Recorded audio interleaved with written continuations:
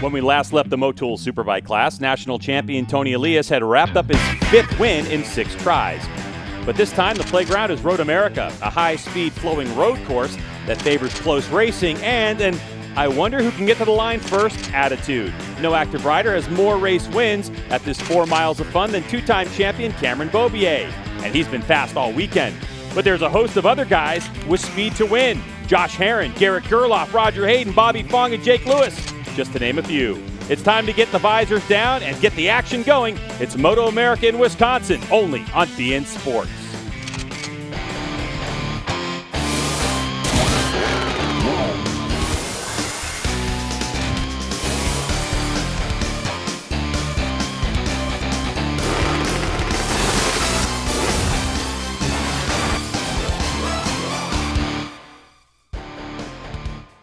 Welcome to the MotoAmerica AMA-FIM North American Road Race Championship. Round 4 of 10 for 2018. We're at the Dunlop Championship at MotoAmerica in Elkhart Lake, Wisconsin. I'm Greg White. Joining me is Jason Pridmore, who's won a couple championships, the world level, a couple at this level here in the United States. And Jason, as we continue our coverage from MotoAmerica, you know, it's a cloud-covered day, but I think what we saw in the Supersport race earlier kind of gives us an indication of how things are in terms of track conditions right now. It's absolutely perfect, I think. I love these kind of conditions when it's a little bit overcast. The bikes run really good when it's a little bit cooler. Yeah, I don't think any of that's going to be a problem. We got no big rain in the forecast, nothing like that. So it's a little bit gray, but otherwise it's pretty perfect out there. Now we're sitting here all nice and comfy in the booth, but down on the grid is Hannah Lopa. Hannah, what's going on down there? How's the temperature? How's the vibe? Same as this morning. Really, track conditions have remained unchanged. Same temperature, maybe just a little bit warmer. Not a lot of wind or anything. So hopefully we'll see some of the same lap time, same results from earlier sessions this weekend. Okay, well, we thought, yeah, thanks, Hannah, because we thought really that the sun was going to start poking out here and really change the conditions from Super Pole qualifying, but things look to be the same as Hannah talked about. Yeah, and it's going to make it easy tire choices for these guys and that kind of thing. So, you know, the big thing is when it just always seems at MotoAmerica we get these kind of intermittent rain showers and things that kind of soak half the track or not half the track. So this is definitely going to make it a lot easier for everybody, and we know we got a dry race. All right, let's take a look at some of the hot spots here at MotoAmerica.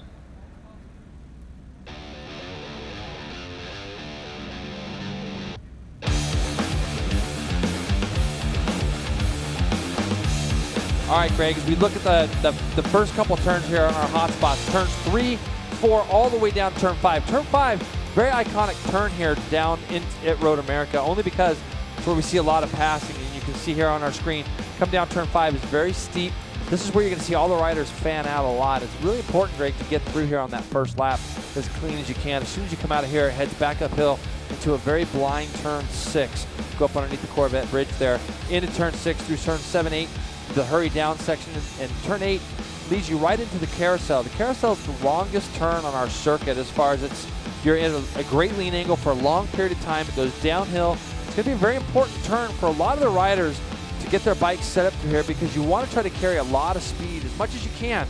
If your bike's not set up just right for that corner, it can definitely make it for a long race, a long weekend. And then we head down to Canada Corner, another turn that over the years they've changed this little back straightaway quite a bit. It used to be trees hanging over the top. Now it's a lot more wide open. But Canada Corner, it feels very claustrophobic when you get down into that little area. You got walls kind of on both sides of you with a little bit of runoff. And then you come up the hill through turn 13, fast turn 13, into 14. And turn 14, even though the turn kind of starts a long way back, you kind of draw a pretty much straight line into it to about 3/4 track. Get the best drive you can off there to come up this big long front straightaway. Thank you, Jason, for our Suzuki hot spots. We'll take a break on beIN Sports. Don't go anywhere, because we are inching our way closer to the Motul Superbike race number 1 as Garrett Gerloff is looking as focused as ever.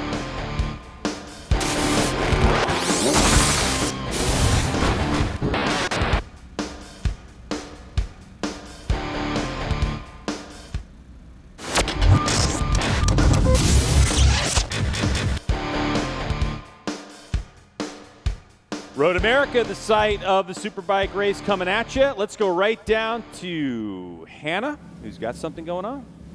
I'm here with Garrett Gerloff. Garrett, first front row start for you on a Superbike. How does that affect your confidence going into this afternoon's race?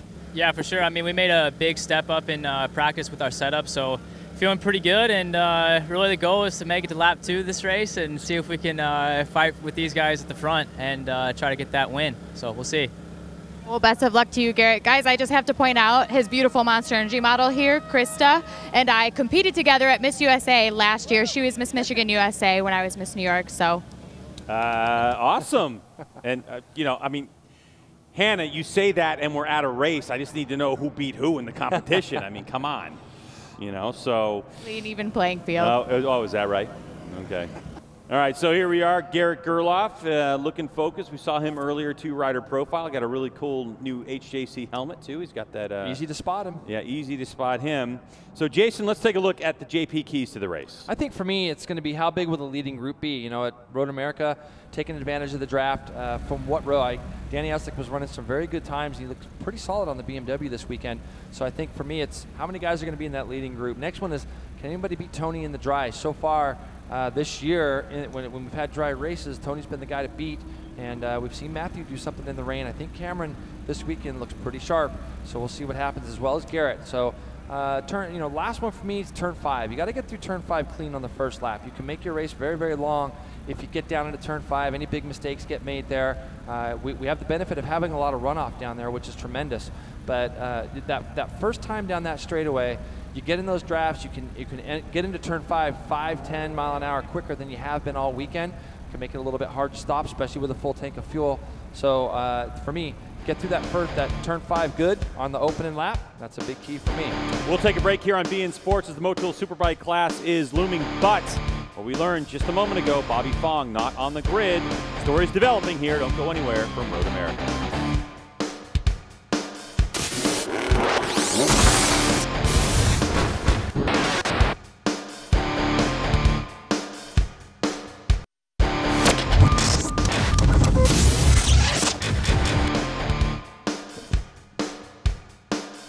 Welcome back here to Road America in Elkhart Lake, Wisconsin. Our first day of racing. Of course, we have some going on tomorrow, so if you're in the area, weather's looking fantastic. You might want to come on out and join the thousands of fans that have shown up this weekend to check out great MotoAmerica racing. Here's a look at your Motul Superbike grid. Cameron Beaubier on pole with a new MotoAmerica track record at 211.422. His championship rival, Tony Elias, in second, and Garrett Gerloff, the rookie in the Motul Superbike class, in third. Then we have Matthew Skoltz, Roger Hayden, and Josh Herron rounding out row number 2. We thought Herron was going to bump himself up into row number 1. Little miscue in qualifying. Now we have Danny Eslick, Jake Lewis, Bobby Fong. He had a crash in Superpole qualifying, and we're not quite sure why he's not on that grid. Kyle Wyman, David Anthony, and Cameron Peterson. That was the last of our Superpole qualifiers. They are on row number 4, so Hannah's hustling down there trying to find out what's going on with Bobby Fong, all of you big Bobby Fong fans. Giacio Pereira, Max Flinders, Bruno Silva, and on row number 6, Jeffrey Pert and Sam Verterico. So that is our field. Now let's take a look at a little social media action going on for you. All right, at beIN Motor. Want to know who will claim the Motul Superbike race number 1. Now, it's important that you tweet us at hashtag beIN MotoAmerica. Also, which rider? Hashtag Beaubier RA1, hashtag Elias RA1, hashtag Gerloff RA1. Either one of those riders, you go ahead and get onto beIN Motor and tweet us that. And we have a system that will grab those hashtags and give us the results of the poll at the end of the race. It's great to be communicating with all of you out there in the world of Twitter. So as bikes get out on their warm-up lap, of course, next time around, they'll take the grid and we will get race action going. Let's go to Hannah, who has our cycle gear report. Hannah? I talked to Tony Romo really quickly from Dunlop about the tire choices for the riders this weekend. The front 4 riders in the field are on the new extra soft tire, which is new for this weekend. Pretty much everyone after the front 4 is on a soft front, with the exception of like Kyle Wyman's on the extra soft front as well. So we'll have to see how that affects the race results and tire wear. Well, great. I know for Roger Hayden, who starts 5th in this race, I spoke with him about that extra soft front. And for him, he said that it was a little too squishy when he gets really deep down on the brakes, so he wanted to stick with that soft compound tire. That new, Dunlop constantly, they're the control tire here in MotoAmerica, they're constantly developing and bringing out new tires because they want to get to the point where they can beat old lap times of old. You know? People sometimes wonder what would be the reason. And look, see, Tony's quite a way back here on his warm-up lap. Look at the bike shaking around a lot, Greg. That was what I noticed in free practice 3 this morning. A little more than we usually see. Yeah, like right now, it just looks like even there. I mean, going into Canada corner, just looks. Yeah, it'll be interesting to see what he does because he's always there. But look at all the movement of the bike underneath him. So we'll just watch that as this race unfolds a little bit. But yeah, I get asked a lot, like, what's the purpose of a one tire brand series? I said, well, you got to remember, these guys are always fighting lap records. They always want to come and give these riders better tires to try to chase lap records. And that's what we saw this morning. And we saw it on a non-qualifying tire by Cameron Beaubier. So that guy on the right there, Danny Eslick, his bike looked better this weekend than I've seen it look in other places as far as chassis-wise goes. It looked really good. And the Scheibe Racing, they added a couple extra little bits and pieces to the motor. So, looked pretty fast. Yeah. Steve Scheibe knows when he comes here, he's local, by the way. You need horsepower at MotoAmerica. And watch Josh Herrin on row 2. All right, watch. I think he's going to be another guy that's going to try to get himself right to the front before they even get to turn 1. Inside of row 2 there. All riders on the grid, and we're set to go. Left part of your screen light goes on and off. We've got race number 1 for the Motul Superbike class underway. Good start by both the front 2 guys. Tony's going to get a lead right as they head down into turn 1. I'm going to watch that bike. Raj looks like he's got a good start as well to bump himself up into second place ahead of Cameron Beaubier. It looks like Garrett Gerloff does slot himself into there into second. Jake Lewis, how about Jake Lewis? Just gets pushed wide though. Jake has such a good run going into turn 1. Sees himself get pushed a little bit wide. But Tony Elias jumps out to a quick start. Not only does he do that, Greg, but he's got a big gap already, or he did have a big gap. All right, so Tony Elias, number 1. He is going to lead the way. And then Garrett Gerloff with that Deadpool helmet. He's easy to spot. Roger Hayden on a very fast Yoshimura GSXR 1000 trying to take over second spot. And look at the number 2 bike. So there's Josh Herrin, who's going to move his way into 4th early on. He is not afraid to make some money moves. Yep, and Josh Herrin's going to start getting himself forward. Let's see what he does to Raj as they come out of turn 6, head towards turn 7, and then down into the next best braking spot to make a pass, turn 8. Garrett Gerloff now has jumped on the back of Elias. Elias must have had a little mistake as they came out of turn 3. Josh Herrin slides up underneath Raj, up into 3rd, making some big moves right off the bat. Cameron just sitting back there in 5th place right now. Looks like he's got Skulls just behind him. All the lead guys are kind of where we thought they would be. Let's see if Herrin does anything with Garrett going down into the chicane. Wouldn't be surprised. Josh likes to make a lot of moves early, and I like that about him because he wants to get himself up to the front, and he slides up underneath Garrett. So that's the 3rd guy. And Beaubier made the move in the 4th spot. Past Raj. That's the 3rd guy that Herrin's passed on this lap. There's a good chance he could be leading this lap before it's all over. Tony Elias, we're taking a long look at the attitude of his motorcycle. Into Canada corner they go. Elias sends it sideways, bike moving around. He goes in there pretty deep. And Matthew Stoltz must have made a mistake too. I saw him come out of turn 5 behind Cameron, and he's gotten passed by both Kyle Wyman and Jake Lewis, so he may have made a mistake. Look at the run that Josh Herrin has coming out of turn 13 as he slides up underneath him and into 14. And Cameron Beaubier also makes a big move inside of his teammate, gave Tony a little bit of room as well. So Tony Elias looks like he was going to get shuffled back to 3rd or 4th spot. A little wheelie in the horsepower of that GSXR 1000, the factory Suzuki, and he's going to go out wide, but Herrin's up in the inside. Looks like he has position. Is Herrin deep into turn number 1, and he'll hold on to it. Credited. What a great first lap. What a great first lap by Josh Herrin. That does a lot for your crew too. Your crew, when they see you go from 5th all the way up to the front on the first lap of a race, definitely makes your crew want to continue to make your bike even better for you and work harder. So very motivating there from Josh to come from 5th or 6th on going into 1. You can see he's running pretty defensive down the back straightaway. He wants to try to lead through what we would call the infield here from turn 5 all the way to the Canada corner.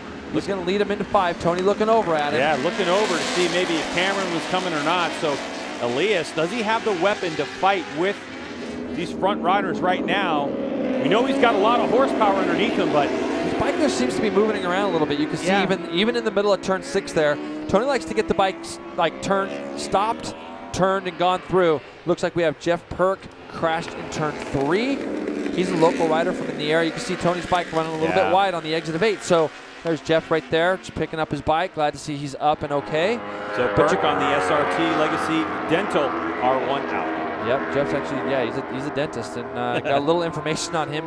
He's been, Otis, one of the guys from Georgia Motorsports, has been working on his stuff. So anyways, as we go forward, you can see Herron's able to open up that gap just a little bit through some of the faster section, but you can see Tony's bike just moving around a little bit.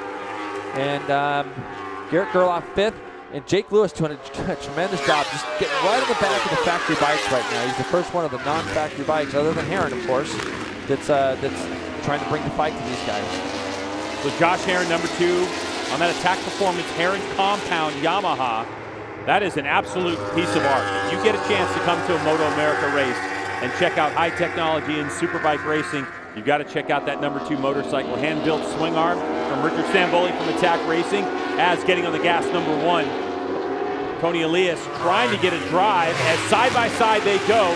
It's Suzuki versus Yamaha. Elias has a look over his shoulder as he just continues to bounce down the straightaway.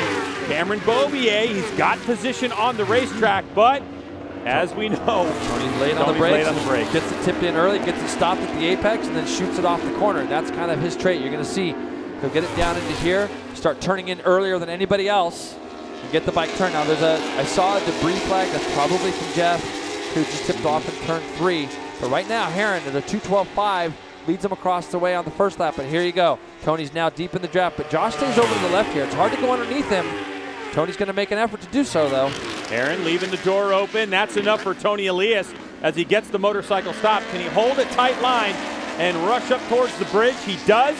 So now it's Tony Elias with the lead over Josh Herron, who Josh just a half a lap ago looked to be checking out. But Herron with a pretty good drive has to check up there for a moment. Through the long carousel they go. Got to send props out to M4 X-Star Suzuki's Jake Lewis back there, Jason. I mean, he's just a few bike lengths back there himself. With these guys. And you can see one of my keys to the race was how many people are going to be in that lead group. And right now it looks like the answer is about 7. I think we got about 7 guys there back to Sculzi. And then you can see, look how much corner speed Herron's able to carry. And he's going to try to run up the outside of him there. Is he going to try it? You know, it's hard. It's so hard to pass Tony on the braking. And, you know, I was talking with Josh Hayes a little bit on the fence the other day here, and he was just saying it's just a very frustrating way to, when you're behind somebody like Tony, it's so hard to pass because he runs in tight, gets the bike stopped at the apex. So, yeah, there's a difference between race savvy and just going fast. Yep, that's exactly right. And Herron is also a very late break rider as well. So, but you can see the corner speed and how he's able, I mean, to pull up alongside Tony there and do that. Pass. What a tremendous pass by Josh Herron. But that goes to show how good his bike is working. Also, Jason, new tire. Dunlop brought the rear tire. It's now a 260 as opposed to a 250 as Elias gets on his bike. It just doesn't look as good as it normally looks. And I was wrong, Greg. We got 8 riders. Danny Eslin is on the back of this train. He's just off the back of these guys, but doing everything he can to stay with them. And now you got them all fanning out for turn 1. Tony's going to just go straight to the inside. How is he going to get that stop? No way he makes that corner. And you can see Josh turns it back underneath him. And, you know, Did Herron just shake his head at him? At the national champion? Yep. Well, he's also won a national champion, has Josh Herron. So there's 4 national titles between the top 3 running. But I feel like Tony's a little bit desperate right now. I think if he feels he gets shuffled back too far, he's not going to be able to go. So he's just trying to control the pace the best that he can. He's going to come trying to go back up underneath Josh here, but Josh is late on the brakes this time, getting down into turn 5. We got 8 riders at the front of this Superbike race, guys. We got 3 different brands all fighting for the win. So great to see Danny Essick on the back of these guys. If you're joining us for the first time, let's sort this out for you. Number 2 is Josh Herron. Number 1, Tony Elias. Number 6, third on the racetrack is Cameron Beaubier. 95, Roger Hayden. 31, Garrett Gerloff. 85, Jake Lewis. 11, Matthew Scults. And number 69 is Danny Eslin. Man, look how clean Josh is getting through all that section now. Like you see, we're fanning out 4 wide as we come in, and Tony's just going to be late on the brakes, gets his last downshift done, starts giving it some turn input because he's a little bit tighter, but he wants to try to get the bike stopped at the apex like we normally see him do, and he wasn't capable of doing that this time. That's why you see the bike backing in so much, because he's pulling on the lever so hard, turning the bike in. But you're going to see Hayden go up back underneath him, give him a little shake of the head. Hey, Josh, you're going to be seeing a little bit more of that, I'm sure, as this race continues. So Hayden trying to make a break. 10 laps to go in this one, as Josh Hayden on that privateer Attack Performance, Hayden Compound Racing, Yamaha. As battles continue in the back of the field.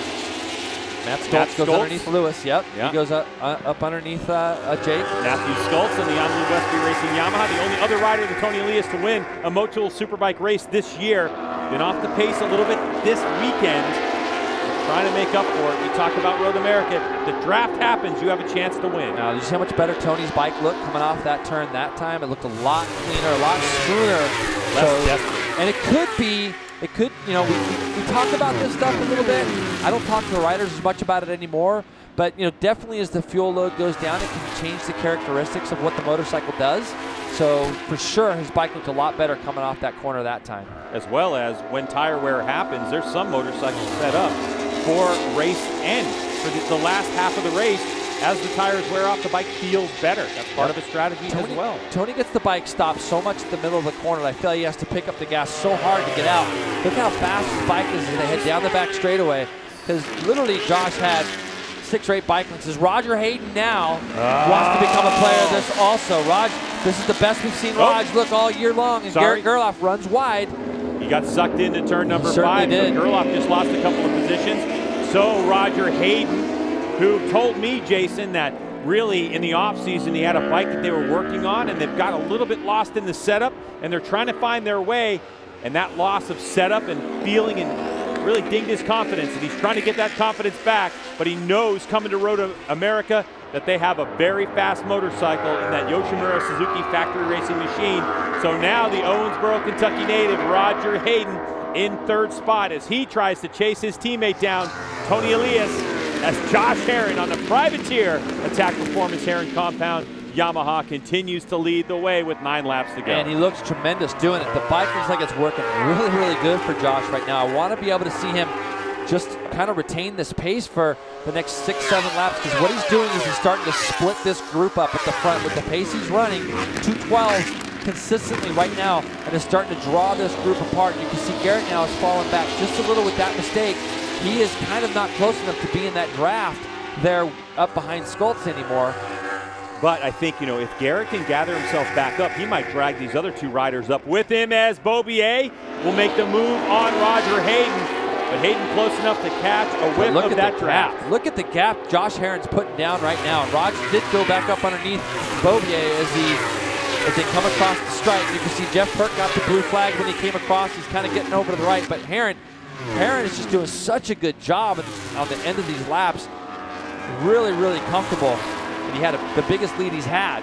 So you watch when they come down here. He's 2:12.4, fastest lap of the race for him on this last lap. See how Tony gets it in there and kind of gets it stopped, but look at the gap that Hayden pulls on him on the exit. But the Yoshimura Suzuki is really fast, Greg, especially with somebody as light as Tony is. By the time they get down to this braking area, he'll be right on the back of Hayden. Critical part of the racetrack, Jason, you talked about it. A very important passing spot as Tony Elias, with great control of his motorcycle, comes from nowhere to take over the lead. Hayden trying to drive up the hill. This is a tricky place to brake, but Hayden does it. He gets it turned and will take the lead back from Tony Elias. As clean as you like, too. I mean, that was just really good from Josh being able to turn it back up underneath him through 5. You know, Josh just got to get on with it. This is what's going to happen. You're going to have somebody racing you. You know, just get your head down. Worry about what's going on in front of you. You're doing a great job at the front. And you know, for me, he's going to have guys racing him. He's going to get roughed up. And just keep your head down and do what you're doing. You're doing a great job at the front. Don't worry about anything else. And the other thing is, if there's one rider that you're throwing hand signals to or shaking your head to, it's not going to be affected. It's Tony Elias. Yeah, that's exactly right. He doesn't care. I mean, Josh is doing just a really good job right now. And what he's done is he's taken this race from being 7 or 8 guys at the front, and now there's 3 of them, you know, really, because they've been able to just put a little time and distance on Raj and Stoltz as well. And at the end of the day, if you've got the run on somebody going down that back straightaway or any of these straightaways where you can go underneath them, that's what's going to happen. It looks like Roger Hayden dropping off the back, so Roger looks like he's dropped and Skolt's coming after him. So Josh Herrin continues to look at Cameron Beaubier. Yep. He just can't get in there. He knows that Tony's going to close the door on him. There was just earlier in the race. Just under that initial throttle for Tony. Yeah. It's just as he goes from neutral to just picking the throttle up, the bike's moving ever so slightly. But even on the straightaway, Jason, it just looks loose. Yep. You know, it's just got a little bit of a shake in the chassis, just a little bit of a wobble there for Tony. It's got to just be a little confidence, you know, in the back of your brain. So there's Roger Hayden. Had his bid for third spot for a few moments. Now drifting back into fourth, the clutches as Cameron Beaubier. Cameron got a good run there out of 1, so that was good for Cameron. And this is where we see Cameron. You know, Cameron uses a lot of really solid racecraft where he'll sit back and watch some things for a little bit. He's going to drop on the back of Herrin. You can see him moving over to the left and how much Tony's bike is shaking, isn't it, Greg? Yeah, especially when he gets in that draft. All right, they tighten up in boy. turn number 5. Here comes Tony. Oh, Beaubier with a little bit of sideways maneuver. He's not even going to find that apex. Hey, man, that was like 10 feet inside you. You can see it coming, though. I could see it coming, Greg, that he was in there really, really deep. That's why I said, oh, boy. And then Tony makes a mistake up in turn 6, gets himself in there a little bit. Plenty of time, though. And look at the guy at the front, just putting his time in, hitting his marks, doing the right thing. This is what Josh has got to continue to do up in the front. Talking to Richard Stamboli, his crew chief, about the way Josh Herrin rides, he said one of the best things about working with Herrin is if he can get the motorcycle within a window of rideability, Herrin doesn't care. It doesn't have to be 100%. It just has to be within that window, and then he'll ride the wheels right off of it, and that's what we're seeing right now. A well set up motorcycle, a beautiful piece of kit underneath Josh Herrin, and he is really bringing it to the rest of this field here at Road America in this Motul Superbike race number 1 as we are about the halfway point. Crashes in turn 8, so you know these are the kind of things that hurt in the championship. But Matthew's going to get back up, get himself some points. You know, he might have been trying to go underneath Raj. He did. Yeah, exactly. Oh, Tony is just in so. That to me there. That's Tony. He's getting into that corner so deep that he's turning in so early. He's trying to get the bike stopped. And those are some big bumps on the inside of the cannon. Where did you pick him up? Like, where did he have his crash yesterday? Turn 6. Turn 6 is and it just looks. Tony just looks like he's struggling with things just a little bit. But the Yosh bike makes up for the disadvantage, whatever disadvantage he's got. He makes up for it on these big long straightaways because he's fast down these straightaways. Really fast. He's got a great stature, too, to behind the bubble compared to, say, Cameron Beaubier. Another 2:12.4. But see, these guys draw up on the back of Josh so easily down these straights. And here we go. That battle for fourth now is going to be those 4 riders again. We've lost Matthew. So we'll see. We'll pick him up and see what place Matthew comes across. But now Roger's got company with Gerloff, Jake Lewis, Danny Heslick still hanging in there on the BMW. I like what Jake Lewis is up to on the M4X Star Suzuki. Keep in mind, Jake Lewis, in the 6 races we've won in the Motul Superbike class, he's had 1 DNF, but then every other race finish he's had has been 5th spot. So Lewis looking to go better. I think his team, 5th is great, but they're looking for him to get up a little bit and, a little bit further. And 4th place is Roger Hayden, just about 20 bike lengths up the road. Yeah, well, in a minute when we see Jake again, I'll show you a couple things that I see that I think that hopefully, I know the team and him have been working really hard on getting that bike better, but if you watch the Yosh bikes and how little they wheelie on the exits, and you watch Jake's bike wheeling a lot on the edge of the corners. And here you go, here's Matthew. Matthew came across in 13th, still in a point scoring. He's looking down at the bike, trying to assess whatever damages or things might be wrong with the bike. Is it the clutch lever or the bar? You can see the clutch lever's bent down pretty good there. Yeah. So that's sometimes what you have to do. You got to pick that bike up and make sure you check the brakes, and of course rely on MotoAmerica officials and corner workers to take a look to make sure nothing's falling off the bike or oil's coming out of it. So he's looking pretty good right now. If Skoltz can get back some look at that bike points. shaking. Watch how early Tony turns into Canada corner. He turns it in really, really early. He's probably going to try to go past Josh here, but he gets it. He got to slow down a little bit better. But see how early and how tight he is? And he runs over. There's a big bump on the entry to the Canada corner. And that's the danger. He's kind of running it over. Yeah, he's running it over pretty much lap after lap. So when we come across the stripe, it'll be 5 to go. Beaubier, woof. And Tony's bike, it's just bouncing everywhere, Greg. That's all. And you can see even on the exit, it's just moving. And I just haven't been able to see Cameron be able to go draft him and get by him. I haven't been able to see that pass that we're going to need to see. At the end of the straightaway, Tony's going to be close enough or right up behind Josh. Cameron's there, but he just can't kind of do anything with him. Here comes Tony Elias side by side with Herrin. He'll take over to lead. He's trying to get it slowed down. The door is open for the drive for Herrin. So side by side they go into turn number 3. But Tony's going to turn underneath him. So Tony gets that tight line working for him again. And Tony has been good off this corner in the run down to turn 5. You can see the wheel speed. Oh, and now Tony's indicating to Herrin, let's go, man, let's go. Yeah, I don't think that's going to happen either. So these two guys talking to each other, just letting Cameron go. Cameron's probably having a good laugh about this, to be honest. Yeah, really, this is a good movie in front of Cameron at this point. Although Cameron has made that mistake, which dropped him back a little bit further. They've all closed it up. It's as close as you like it. 12.8 for Herrin, 12.4 and a 12.2 for Beaubier. So Beaubier last time by was the fastest rider on the racetrack. Keep in mind, we haven't seen Cameron lead through turn 5 and lead all the way through Canada Corner yet. I wonder how much pace Cameron has from that area if he is able to get in front of these two, if he's going to be able to pull away at all. And you can see Tony did the crossover from turn 1 down to turn 2, got back up underneath Herrin going into turn 3, and then gave a little pat on the back. So, all right, go ahead and follow me now. And so we'll see what happens with these two guys up in the front. This is a rivalry that the series is definitely longed for, as Josh Herrin and Tony Elias. Right now, so far, it's been tight but clean racing. Now you're starting to see some movement on all 3 of these motorcycles under acceleration. I love how Cam's just sitting there, though. Cam's just kind of watching what's going on. We're on lap 9 to 13. We still got 4.5 laps to go. Tony's got to be careful. He gets on this, see that bump? Yep. That's what he's got to be careful of, especially when you're going up underneath somebody. You know, but this is racing. This is what we're, that's what we're here to do. That's an aggressive move you know? by Herrin. Herrin's definitely trying to make a statement by coming across his front wheel like that. And Herrin's saying, look, man, this is my lead right now, and I'm going to take you across the finish line. And Josh is great because Josh doesn't really complain much about anything as far as riding tight, riding hard with people. You know, it doesn't bother him. Here you go. Tony's going to get a good draft on him. Coming down the front straightaway. They're going to head off into turn 1. On brakes. Herrin, you can tell by the shadows on the track. It's Tony. He's so incredible about how he gets the bike stopped and turned like that. But see, Herrin's going to try to put himself on the right side. And this is where Tony will probably chop it off. He does. You can see the other 2 Yamahas. They come in from a little bit wider angle. See the corner speed that Herrin's allowed to carry through. So he actually gets a run on Tony.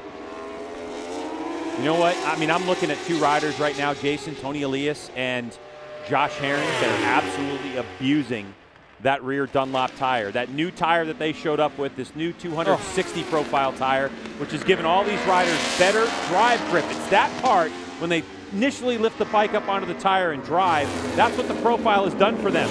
But they are working those tires hard, both these riders, all the while Cam Beaubier, I don't want to say he's just chilling back there, but he's definitely pacing himself. I think he's chilling. I think he's watching this right now, and he's watching. He knows he's got nobody behind him. He's got absolutely no pressure behind him. So he's letting this play out a little bit in front of him. We see somebody just pulled over to the left here. I'm not sure who that is. It might be Matthew. Yeah, Matthew. Yeah, that's too bad for him. He's still circulating. Yep, but he got out of the way of these guys. But I really believe, you know, Cameron's racecraft as far as, you know, he's a very, very smart kid. So he's probably letting this play out in front of him a little bit. He knows what he's got underneath him with 2 or 3 laps to go. And he's not going to get involved in it until he feels like I think he has to. Really only one mistake so far from Cam Beaubier, but yeah, Jason, I mean, if you know that both Tony and Josh Herrin, the fighters, they all want to lead. You know, it's like the old Josh Hayes. He always wanted to lead this race, and Beaubier is sitting there going, okay, well, why put myself at risk at this point? If I'm going to make a move, I'm going to make a move late in this race and make sure it's going to stick and try to make a break. Lap times drop down now, so it's 2:13.2. So we can see some of the performance is dropping off slightly. The fastest laps of the race have been 2:12.4s, 2:12.2 by Cam Beaubier. So now we're about a full second adrift of what those were early on in the race. Let's see if Cameron can draft by Josh as they come down this front straightaway here, and he is. He's up against the wall. He's able to get by Herrin as they come down into turn 1. And because he wants to try to go with Tony as well now. And this is where Josh has got to try to hang on, because this lap here for both Elias and Beaubier will probably be a fast one, 2:12.5s. And I think Josh can go with them. It's just a matter of how much he lets these guys go down this back straightaway. It looks like his bike is fast. Josh's bike is fast. He runs off the edge of the track there. But I think that tire might have given it up at this point. He's ripped it. It might. But the thing is that We'll see what he gets down here into turn 5. He's got to try to get close enough to these guys to just kind of stay with them. Jason Cambobier just set the fastest Sector 1 split of the race. Tony had done it, and then as Cambobier came through, and we've seen it before, fastest lap of the race by Cambobier chasing Tony Elias the last time we were at a racetrack. So it's going to get really dicey here in these last couple laps at Road America as we take a look at Josh Herrin, his tire selection on those Dunlop slicks. Soft front, soft rear, as now things have started to shift. As Tony Elias is trying to make that break, but the gap has settled for the moment. Josh has gone with him, though. This is what I wanted to see. He has really gone with him. Fastest split in the second one, huh? Fastest split in the second one for Josh Herrin. So again, all personal splits. So you could tell Tony has pulled the pin. He's going for it. But Josh, that's what I was worried about. I was worried about him just overriding the thing just a tad. Going into the chicane, he's going to let these two guys go back by. So didn't gain any advantage, but it's going to hurt him for sure, Greg. And this is a spot now. You lose all your drive. These two guys now coming down the straight. Now, the thing that was they come to the checkered flag, to the flag this next time, going to be 2 to go. Wouldn't be surprised to see Cameron try to go up underneath Tony here in the last corner, just to kind of give it a test here on this lap. He's going to run it out, see if he goes running out to the right. Nope. There you go. He crosses it back over. Cameron has some tight lines in him as well. He does. He really needs it. He's got that tool in his toolbox.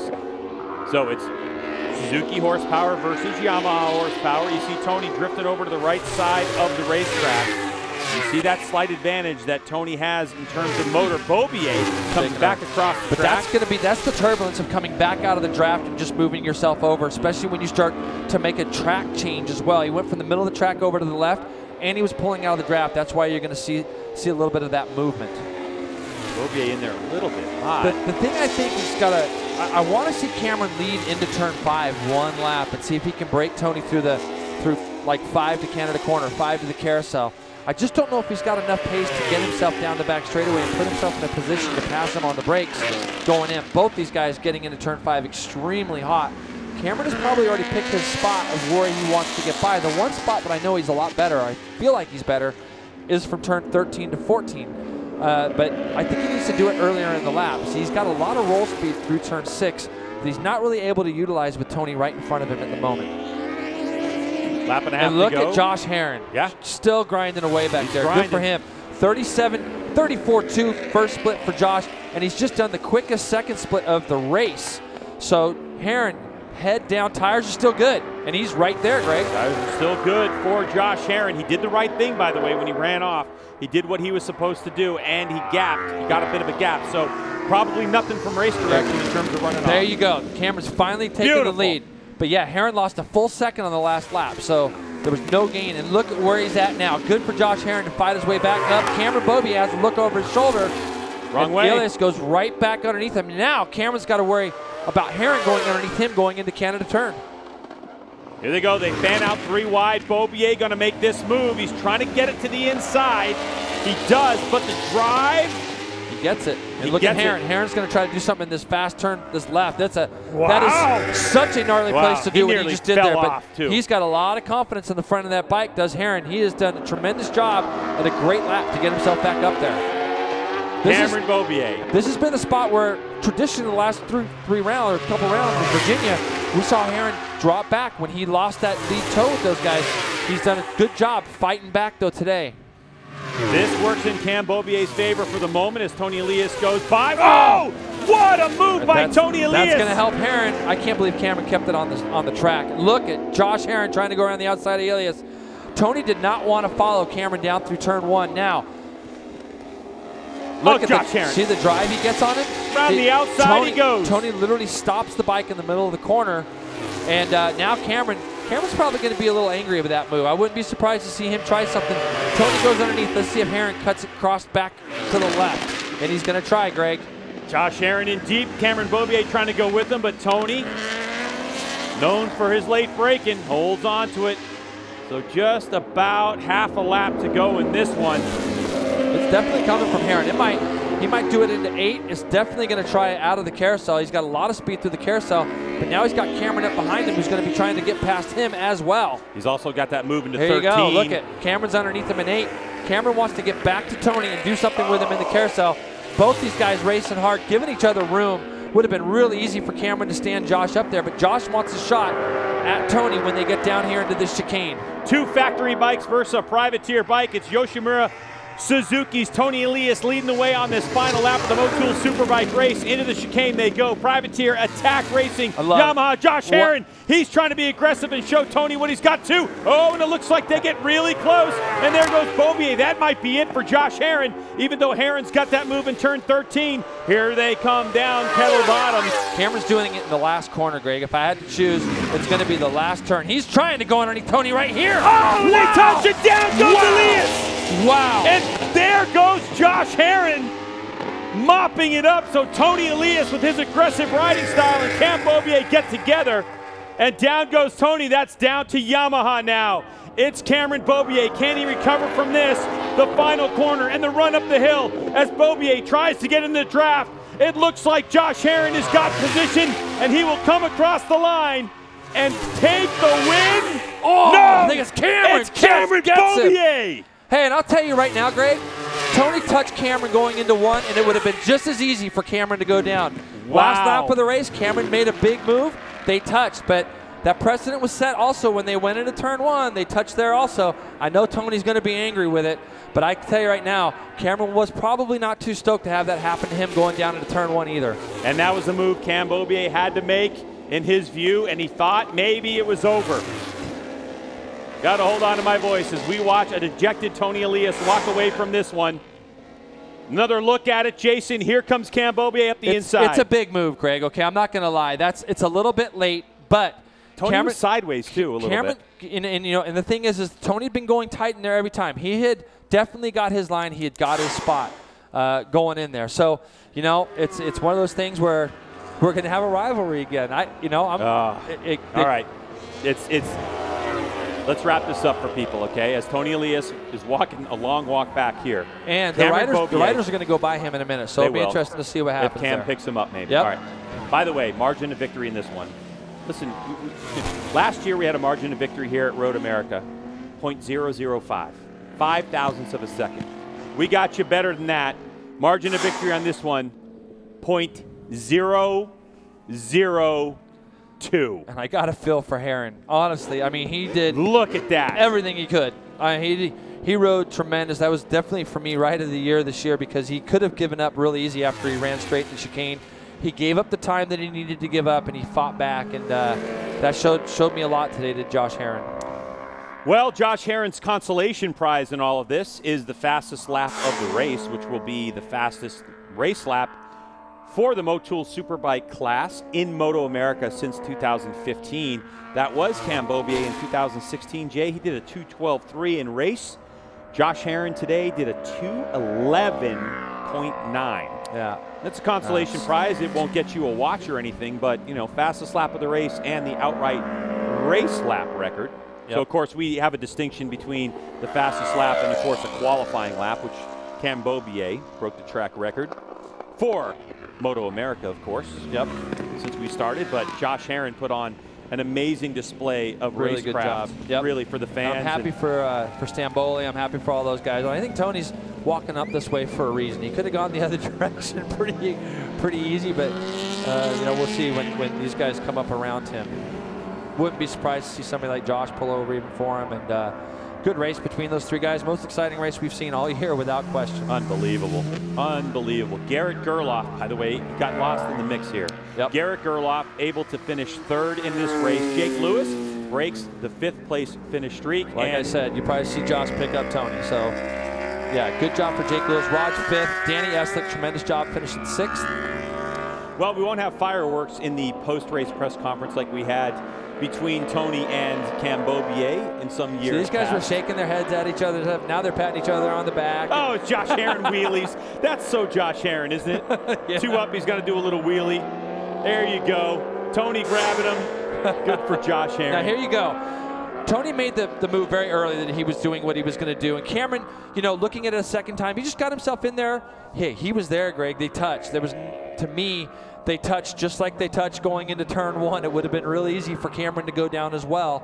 But, it's just at the end of it, it's a racing thing. And Tony, you know, I love Tony's attitude. Even when I gave him a little ride back yesterday, it was pretty funny, some of the stuff he was saying. And you could see these two guys were shaking their heads at each other 30 minutes ago, and now they're buddies. And there's Tony's bike. Corner just on the workers outside of admiring 14. Corner workers admiring the beauty of the factory Yoshimura Suzuki motorcycle. So unfortunately, Jason, you know, for a rider as like Matthew Schultz, so Matthew Schultz was able to finish the race, okay? He scored 2 points, but he was second in this championship. So for Schultz, he only picked up 2 on Tony Elias after Tony Elias's late exit in this race. Yep. For Cam Beaubier, though, Cam Beaubier will close this championship up 25 points. So that means, just by some quick calculations, looking at my data sheets, that this championship could be 10 points. We got a championship. Between Tony and Cam Beaubier. Yep. Exactly. And, you know, we don't want to see anybody tip over by any stretch of the imagination. But, you know, these guys are throwing shots at each other, and it got close in a few areas. And turn 1 is a pretty gnarly spot to go underneath somebody and at least make contact. So Cameron did a good job keeping the bike on the ground in 1 and, you know, keeping it upright, rather. And he was chasing those guys. And then you throw Hayden in the mix, who just did a stellar job, 2:11.9 on a race tire with literally 2 laps to go. He did that lap.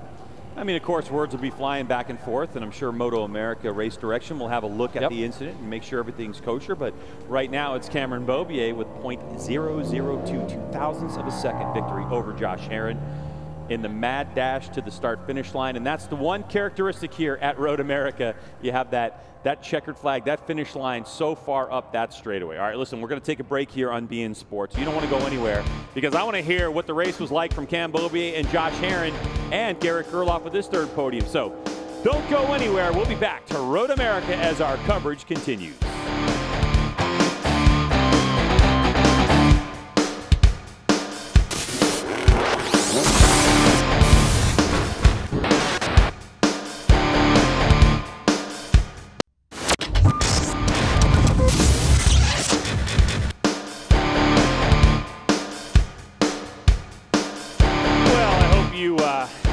After that exciting Motul Superbike race number 1 from Road America. What a crazy last lap, last quarter of that lap, including, of course, Tony Elias going down in the contact with Cameron Beaubier, but then Cameron Beaubier able to regather himself after that collision and work his way to a 2/1000th of a second victory. But also standing on the podium today who mopped up that mess was Garrett Gerloff, and he's down with Hannah Lopa. Garrett, because of the intense battle up front, we don't really have a lot of insight on how your race went. We know you didn't realize you were on the podium until the end there. Tell us about your race. Yeah, you know, I'm pretty disappointed. Like I was trying to stay right there with those main guys, and I felt like I could easily, but the draft around here gets pretty bad right near the braking zones, and I kept losing time on the brakes, and so I tried to make up a little bit and ended up losing a lot. So something I'll learn for tomorrow, but I felt good. My bike felt good. I mean, the team worked really hard to get the bike to where it is right now, and feeling good for race 2 tomorrow. But big thanks to the team, HAC helmets, Quartec leathers, CD boots. I don't know if you guys like this new Deadpool helmet, but yeah, so I'm enjoying myself out here, and thanks to all the fans for coming out and everything like that, and just looking forward to making some small improvements and being strong in race 2 tomorrow. Thanks, Garrett. Congrats. A totally different race situation when you have a draft, huh? Yeah, and he'll learn from that. That's it's his first Superbike race under his belt at Road America. Fastest place he's gone to, for sure. Did a great job. He got himself back up into that podium spot, or at least in the fight for it. So, you know, he got some points. Yep. And he'll move forward. So he'll learn from that, and he'll be better tomorrow. He'll take a look at those laps as well. All right, well, this rider was involved in quite a scrap at the front, and he's with Hannah. How are you feeling right now after coming across the line in second after leading majority of the race and fighting really hard for that? Yeah, disappointed but happy. You know, the team, they've been working so hard. This bike is so brand new. You know, Richard and the guys have been working really hard to get this thing going good, and countless hours at the shop. You know, we finally got a test in at Chuck Wall with track days, and I think we really improved a lot when we got that. We were able to mess with electronics, get the bike at a low fuel load, and I was able to really improve. Richard was able to get the electronics working good. Super happy to be up here. Bummer for it to come, win was so close. That lap where I lost touch with those guys, I really had to work hard to catch back up, and used a lot of my energy up trying to get them, but we were able to catch up, and then those guys started banging bars. It helped us a little bit just get up there and maybe catch my breath a little bit. I think coming out of last corner, I accidentally went to first gear instead of second and kind of affected my drive a little bit, so I'm bummed out about that. But overall, super happy to be up here. Super happy for the Attack Performance team. You know, got to thank all of our sponsors, all the fans for coming out. Super excited about tomorrow. Hopefully we can get on top of the box, and just every chance we get to ride this bike, we improve it. So these guys should be scared for the middle of the year. Congratulations. Thank you, Josh. Well, Josh setting the tone. I love it. And you know what? He rode great. There was a lot of things going on for him those last 2 laps, from him running right in the chicane to doing a 2:11.9 to watching what was going on in front of him with Tony and Cameron. So he did a good job to put himself in that position. And yeah, sometimes even the best make little mistakes, like going back 1 extra gear in the last corner and ruining your drive. It happens. They have data acquisition too, so they'll be able to go back and see if indeed he made that back shift to first, and he'll be aware of that come race tomorrow. Well, this rider, he had a lot going on in this race. He was hanging back, made some aggressive moves, a little bit of contact, but at the end of the day, 0.02 of a second, a tremendous victory. Yeah, Greg, that was a fierce battle from Cam. Take us through that last lap. Tell us your series of events. Yeah, you know, the whole race was wild. I had a front seat to some crazy action. Josh and Tony were just going back and forth every corner, and I was like, man, if I'm gonna win this thing, I guess I gotta get my elbows out and do the same. And man, I was struggling there just at the beginning to make some passes. Was finally able to make a couple. And then, yeah, I mean, it got a little physical there at the end. You know, I got bumped by Tony in the first corner, and I just did everything I could to suck back up on those guys.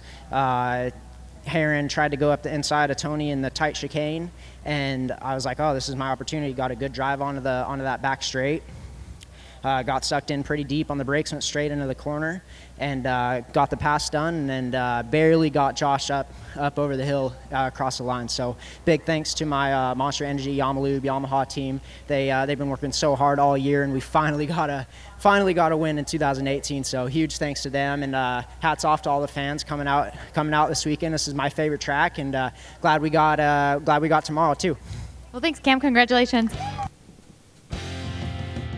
What a race for Cameron Beaubier, Jason. I mean, you know, what do you think of that? It's just hard racing is what it is, Greg. I mean, if you watch these guys go down into turn 1 on the last lap, they touched there. He was able to get his bike turned, and he went after these 2 guys in front of him. He made a commitment, like you say. He got a good drive coming out onto the back straightaway, and you know, it's hard because as a racer, I sit there and I look at that, and would I want it done to me? No, but you know, these guys are racing hard, really hard with each other, and Cameron saw a spot that he felt like he could get underneath him, and that's what he chose to do.